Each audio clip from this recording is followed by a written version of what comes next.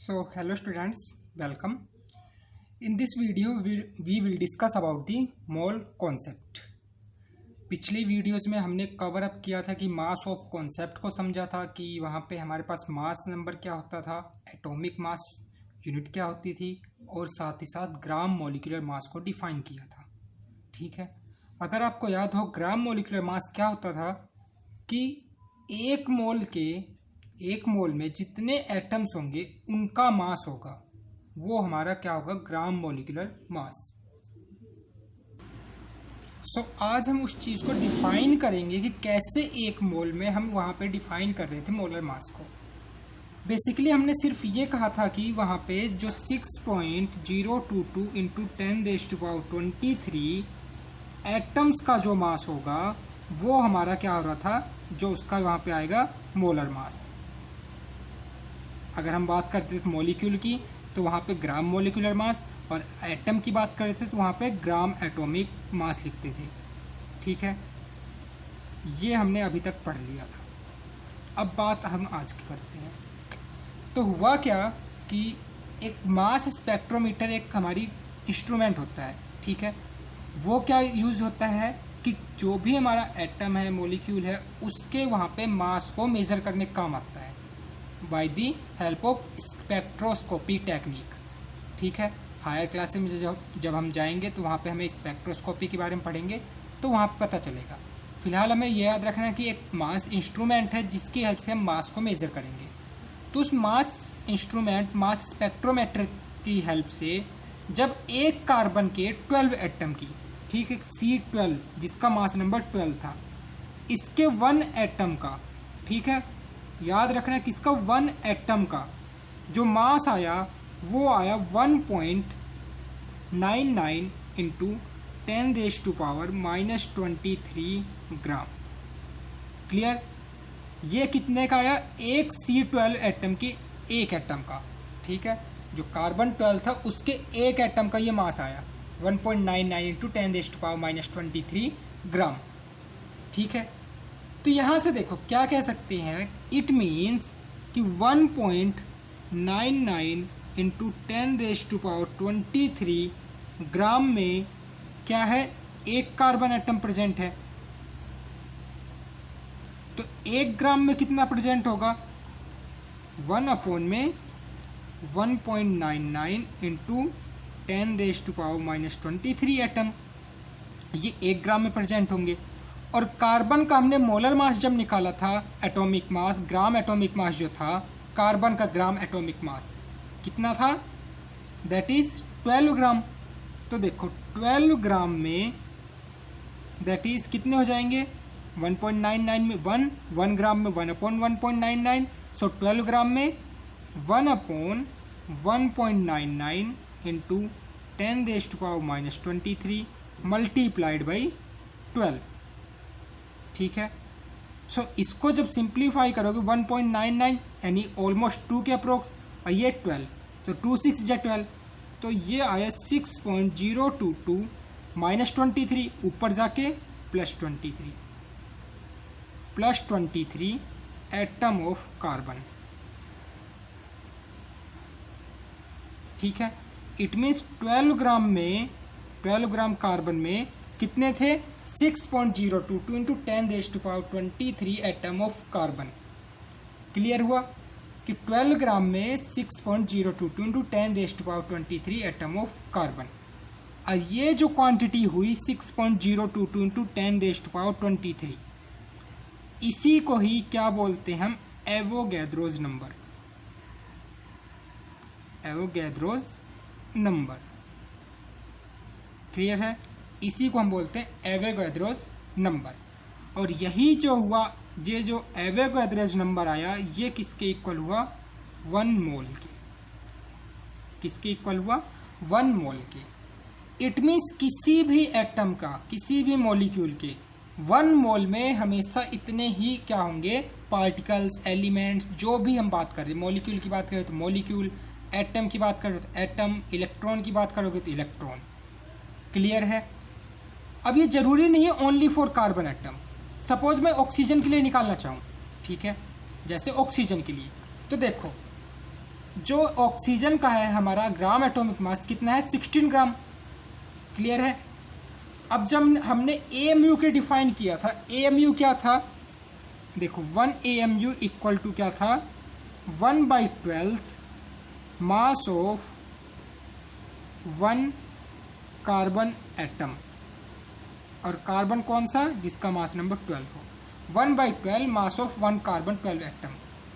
यहाँ से जब हम मास यूनिट डिफाइन कर रहे थे, एटॉमिक मास यूनिट, जब इसको हमने डिफाइन किया था तो एटॉमिक मास यूनिट क्या थी, इट मीन्स कितने टाइम्स, जो भी एलिमेंट की बात हो रही है वो कितने टाइम्स उससे क्या है, हैवियर है।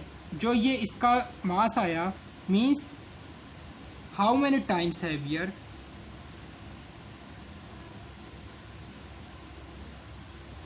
is that element from 1/12 part of 1 carbon 12 atom. ठीक है। तो अब देखो ऑक्सीजन का अब हमें मास चाहिए।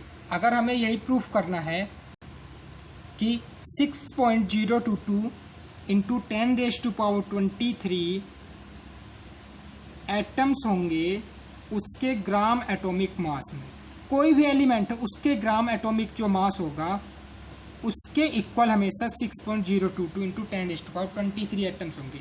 जैसे अभी जस्ट हमने कार्बन के लिए प्रूफ किया, तो अब ऑक्सीजन के लिए देखते। देखो ऑक्सीजन का हमें एटॉमिक मास यूनिट पता है कितनी, 16U, और इसका ग्राम एटॉमिक मास कितना है, 16 ग्राम। ठीक है, क्लियर है। अब अगर एक ऑक्सीजन एटम का मास की बात करें, मास ऑफ 1 ऑक्सीजन एटम, और कौन सा, जिसका एटॉमिक नंबर है 16, तो कैसे निकालोगे। हमारे पास तो ओनली क्या है, मास स्पेक्ट्रोमीटर से हमने ओनली किसके लिए, कार्बन के लिए निकाला था कि कार्बन के एक एटम का मास है 1.9 इंटू 10⁻⁻23 ग्राम। तो इसकी हेल्प से हम किसका निकाल सकते, ऑक्सीजन का भी निकाल सकते। कैसे कि हमें ये पता है 1 AMU क्या होता था, 1/12 मास ऑफ कार्बन 12 एटम, और हमें ये देखना कितने टाइम्स हैवियर है। तो ऑक्सीजन कितने टाइम्स हैवियर है, 16 टाइम्स हैवियर है ना, उसके 1/12 पार्ट से। सो बेसिकली यहाँ से मास ऑफ 1 ऑक्सीजन एटम क्या आ जाएगा, दैट इज 16 टाइम्स हैवियर है 1/12 of mass of 1 carbon atom. कितना था, 1.99 इंटू 10⁻⁻23 ग्राम। तो ये मास ऑफ 1 ऑक्सीजन एटम आ जाएगा। ठीक है, तो इसको सिंप्लीफाई करोगे तो 2.653 इंटू 10⁻⁻23 ग्राम, ये एक एटम का आ गया। इट मीन्स इसके अंदर कंटेन कर रहा है कितना, एक एटम ऑक्सीजन का। तो 1 ग्राम में कंटेन करेगा 1/2.653 इंटू 10⁻⁻23। ठीक है, और कितने ग्राम में, जितना इसका मास है, कितना, 16 ग्राम में। सो 16 ग्राम में कंटेन करेगा 16 डिवाइडेड बाई 2.653 इंटू 10⁻⁻23। तो इस वैल्यू को सॉल्व करोगे, ये आएगी 6.022 इंटू 10⁻23 एटम्स ऑफ ऑक्सीजन। तो सिमिलरली किसी भी एलिमेंट के लिए कैलकुलेट करोगे तो वो हमेशा ही आएगा 6.022 इंटू 10⁻23 एटम्स। ठीक है, क्लियर कॉन्सेप्ट। इट मीन्स मैं यहाँ से क्या कह सकता हूँ, यहाँ से हम ये कह सकते हैं कि जो भी एक एलिमेंट गिवन है उसके ग्राम एटॉमिक मास में हमेशा 6.022 मीन्स उसके जो ग्राम एटॉमिक मास है वो किसके इक्वल है, gram atomic mass equal to जो हमारा है 6.022 इंटू 10⁻23, और ये किसके इक्वल है, एवोगैड्रोज नंबर। ठीक है, दैट इज एवोगैड्रोज नंबर, जिसको रिप्रेजेंट करेंगे n एंड ये सब्सक्रिप्ट a। ठीक है, Na से रिप्रेजेंट करेंगे। सो ये जो Na से हम रिप्रेजेंट कर रहे हैं इसी को ही बोला गया 1 मोल, 1 मोल। तो अब समझ में आया 1 मोल क्या होगा। It means 1 mole is equal to 6.022 into 10⁻23 particles. किसी भी चीज़ की बात करो उसके वही पार्टिकल 6.022 इंटू 10⁻23 ये नंबर हमें याद रखना है, ठीक है। तो देखो सपोज अगर मैं इलेक्ट्रॉन की बात करूँ, प्रोटॉन की बात करूँ, किसी भी एटम की बात करें, चाहे मॉलिक्यूल की बात करें, सभी में क्या होगा, एक मोल में फिक्स है। जैसे हम बात करते एक डजन, उसकी मतलब क्या होता है कि 12 क्वांटिटी फिक्स है। चाहे एक डजन पेंसिल की बात करें, चाहे एक डजन बनाना की बात करें, चाहे एक डजन बुक्स की बात करें, तो वो हमेशा क्या रहेगा, 12 रहेगा ना। तो सिमिलरली एक मोल और कोई भी क्वांटिटी हो तो वो उसके 6.022 इंटू 10⁻23 पार्टिकल्स।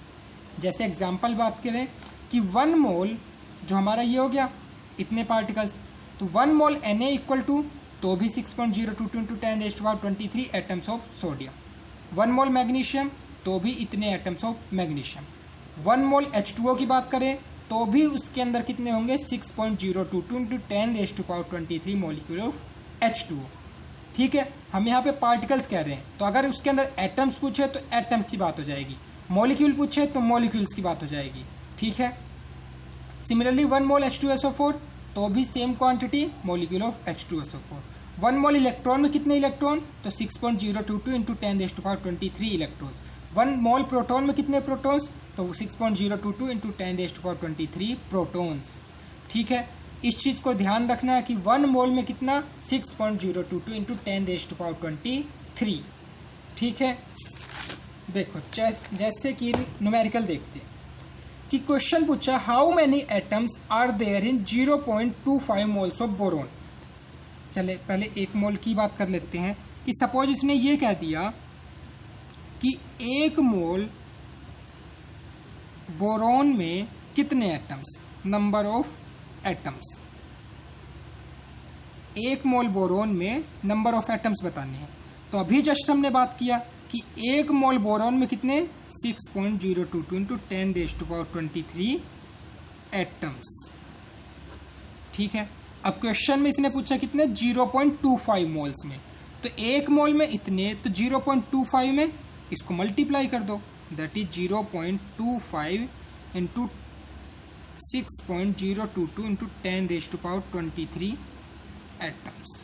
तो इसको सिंप्लीफाई करोगे तो ये वैल्यू आएगी 1.5 की समथिंग, ठीक है। 1.5 इंटू 10⁻23 एटम्स आए समझ में।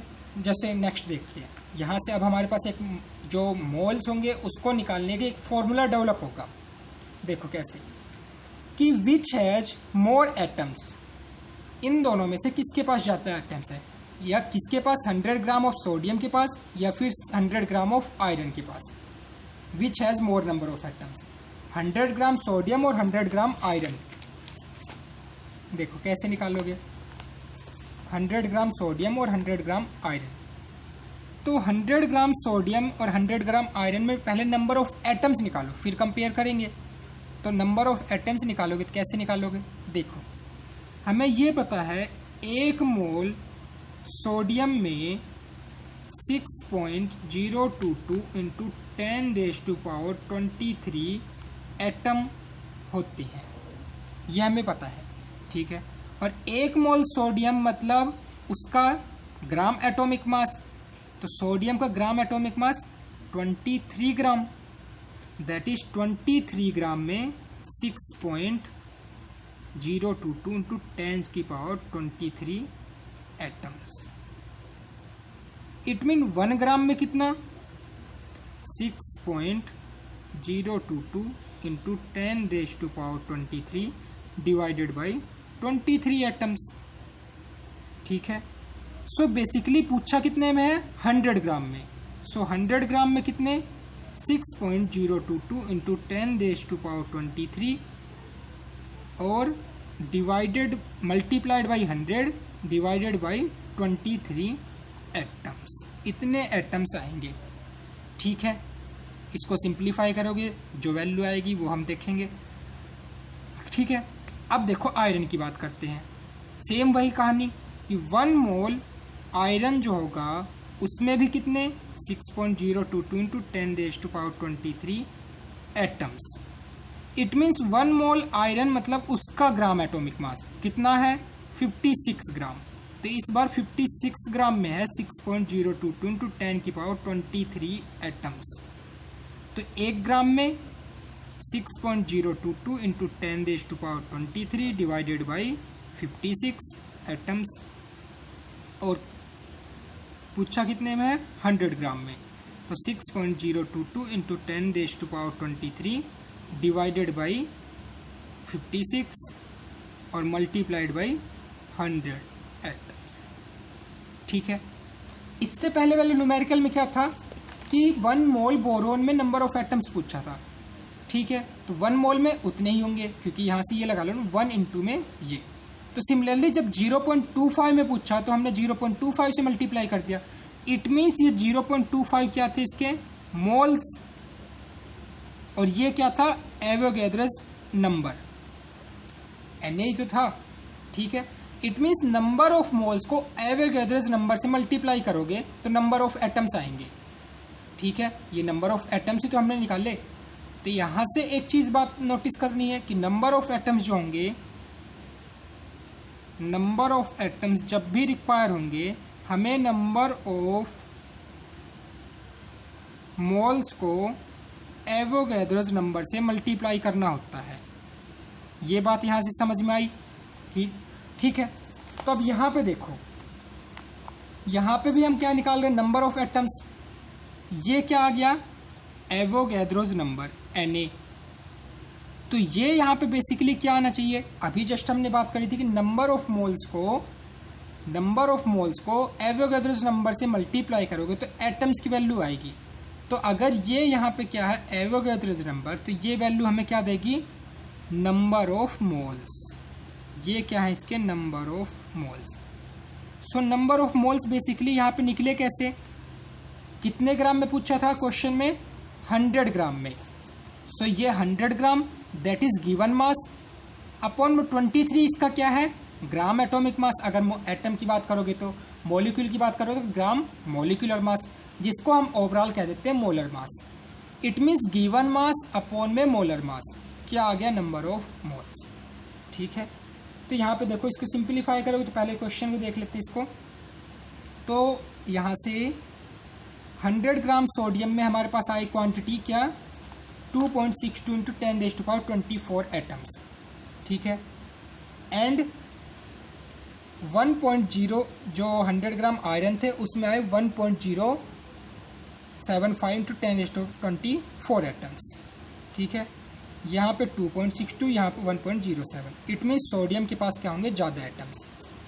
ठीक है, ये चीज़ तो हमें समझ में आ गई। अब जो हमने बात करी थी कि जो गिवन मास होगा अपॉन में मोलर मास, वो ही हमारा क्या होगा, नंबर ऑफ मोल्स। यहाँ पे देखो, गिवन मास 100 ग्राम था, मोलर मास 23। सो यहाँ से बेसिकली हम कह सकते हैं कि नंबर ऑफ मोल्स जो होगा वो होगा गिवन मास अपॉन में मोलर मास। तो ये फॉर्मूला अब हमारे पास आ चुका है नंबर ऑफ मोल्स कैलकुलेट करने के लिए। देखो, इसके बेसिस पे क्वेश्चन अब कितनी इजीली होंगे। सपोज क्वेश्चन ये आ गया पहला कि 44 ग्राम CO2 में नंबर ऑफ मोल्स बताओ। 44 ग्राम CO2 में नंबर ऑफ मोल्स बताओ, कैसे निकालोगे, नंबर ऑफ मोल्स का हमें फॉर्मूला गिवन मास अपॉन में मोलर मास। तो यहाँ पे कंपाउंड या मॉलिक्यूल क्या दिया हुआ है, CO2। अब CO2 का मोलर मास कैसे निकालोगे, इसका पहले मॉलिक्यूलर मास निकालो, कितना आएगा, कार्बन का 12 gram plus 2 oxygen 16 into 2 that is 44 ग्राम, ये इसका मोलर मास आ गया। तो देखो, अब number of moles small n से डिनोट करेंगे, गिवन मास 44 ग्राम अपॉन में मोलर मास कितना, दैट इज़ ऑल्सो 44 ग्राम। तो दोनों कैंसिल आउट, दैट इज़ 1। सो इसके अंदर कितने नंबर ऑफ मोल्स है, 1। सिंप्लीफाई। क्वेश्चन नंबर 2 देखते हैं। 196 ग्राम H2SO4 में नंबर ऑफ मोल्स बताने हैं। ठीक है, 196 H2SO4 में नंबर ऑफ मोल्स बताने हैं। सो देखो, यहाँ से पहले इसका मोलिकुलर मास निकालो H2SO4 का। H2SO4 का मोलर मास निकालोगे तो 2 into 1 plus sulphur that is 32 और ऑक्सीजन 16 इंटू 4, सो ओवरऑल आ गया 98 ग्राम। ठीक है, तो यहाँ से नंबर ऑफ मोल्स क्या हो जाएंगे, गिवन मास 196 ग्राम, मोलर मास 98 ग्राम, तो नंबर ऑफ मोल्स कितने आ गए 2। क्लियर। सो हाँ, एक चीज़ और ध्यान, ये ज़रूरी नहीं है कि हमेशा होल नंबर ही आए, ये क्या हो सकते हैं, फ्रैक्शन में भी आ सकते हैं। फिलहाल तो हमें डाटा ऐसा मिला है कि ये होल नंबर्स में आ रहे हैं, बट ये फ्रैक्शंस में भी आ सकते हैं number of moles. So clear है, नंबर ऑफ मोल्स को हम कैसे कैलकुलेट करेंगे। हमारे पास एक फॉर्मूला आ चुका है जनरल सा कि number of moles equal to given mass upon में मोलर मास। ठीक है, अभी हम कुछ और न्यूमेरिकल्स देखेंगे, उनके बेसिस पे नंबर ऑफ मोल्स के और भी 2 फॉर्मूले आएंगे। जब क्या हो, हमारे पास क्वांटिटी गिवन हो, number of atoms, number of molecules given हो, और हमें पूछे नंबर ऑफ मोल्स बताओ, तो उस सिनेरियो में हम कैसे नंबर ऑफ मोल्स निकालेंगे। और क्या हो, गैस का, किसी भी गैस का वहाँ पे वॉल्यूम गिवन हो। ठीक है, तो वॉल्यूम के केस में हम कैसे नंबर ऑफ मोल्स को प्रेडिक्ट करेंगे, उस चीज़ के लिए भी वहाँ पे हम देखेंगे। ठीक है, तो ये पार्ट वन था नंबर ऑफ मोल्स के लिए। तो क्लियर, आई थिंक क्लियर हो गया होगा मोल कॉन्सेप्ट होता क्या है। सिंपल सी बात है कि एक मोल में 6.022 इंटू 10⁻23 पार्टिकल्स। ठीक है, अब जब एक मोल के लिए आ चुका है तो कितने भी मोल आ जाए, चाहे 0.25 चाहे 100 मोल, उससे उसको मल्टीप्लाई करोगे। और वहाँ पे नंबर ऑफ मोल्स हमें नहीं पता हो तो कैसे निकालोगे, जो उसका गिवन मास है अपॉन में मोलर मास। तो नंबर ऑफ मोल्स कैसे निकालोगे, गिवन मास अपॉन में मोलर मास। तो नेक्स्ट वीडियो में हम बात करेंगे in case of volume as well as in case of when the number of molecules given, और साथ में कुछ और टफ न्यूमेरिकल्स जिससे कॉन्सेप्ट और ज़्यादा क्लियर हो। ठीक है।